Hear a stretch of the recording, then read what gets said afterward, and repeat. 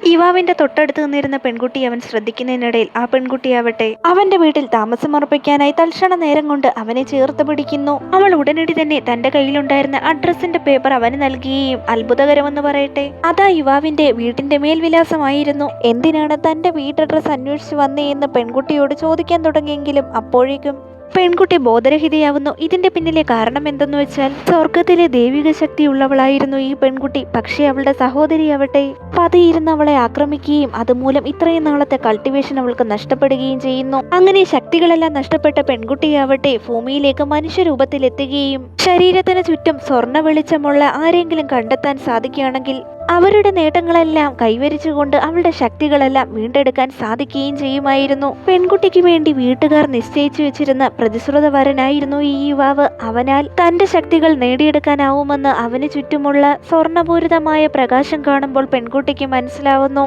ബോധരഹിതയായ പെൺകുട്ടിയെ വീട്ടിലേക്ക് യുവാവ് കൊണ്ടുപോവുകയും ഇതേസമയം യുവാവിന്റെ അമ്മയ്ക്കും ഒരു ലെറ്റർ ലഭിച്ചിരുന്നു പെൺകുട്ടിയുടെ അച്ഛനിൽ നിന്ന്. വീട്ടിൽ ചില പ്രശ്നങ്ങളുണ്ടെന്നും അതുകൊണ്ട് വേറെ നിവർത്തിയില്ല, താൽക്കാലികമായി പെൺകുട്ടിയെ യുവാവിന്റെ വീട്ടിൽ താമസിക്കാൻ അനുവദിക്കണമെന്നും, അതുമാത്രമല്ല തന്റെ മകൾക്ക് ഹൈപ്പർസോംനിയ എന്നൊരു അസുഖമുണ്ടെന്നും അതുമൂലം തന്നെ ഒരു ദിവസത്തിൽ 23 മണിക്കൂറും ഉറക്കമായിരിക്കും. യുവാവിന്റെ മാതാപിതാക്കൾ തന്റെ മകളെ നന്നായി നോക്കുമെന്ന് കരുതിക്കൊണ്ടാണ് ആ അച്ഛൻ മകളെ അവരുടെ വീട്ടിലേക്ക് അയച്ചത്. മകളെ അയക്കുന്നതിനെ പറ്റിയും അവളുടെ അസുഖത്തെ പറ്റിയും ഒരു കത്തെഴുതി അയച്ചതും. പക്ഷേ യുവാവിന്റെ അമ്മയ്ക്കാവട്ടെ അവർ ദത്തെടുത്ത് വളർത്തിയ മകളെ മരുമകളാക്കണമെന്നാണ് ആഗ്രഹം.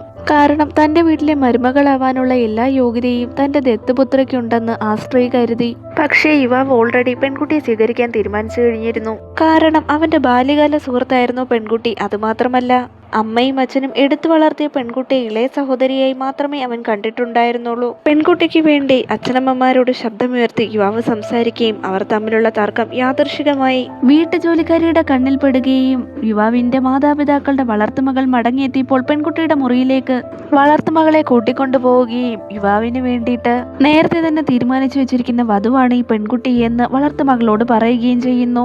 പക്ഷെ എല്ലാ ദിവസവും ഇങ്ങനെ കിടക്കയിൽ കിടക്കുകയും നേരെ ചൊവ്വയൊന്ന് എഴുന്നേൽക്കാൻ പോലും പറ്റാത്ത ഒരുത്തിക്ക് യുവാവിന്റെ വധുവായിരിക്കാനുള്ള യാതൊരു യോഗ്യതയുമില്ല എന്ന് പറഞ്ഞ് തെറ്റായ ഉദ്ദേശത്തോടെ തന്നെ പെൺകുട്ടിയുടെ നേർക്ക് കൈകൾ കൊണ്ടുപോവുകയും ചെയ്യുന്നു.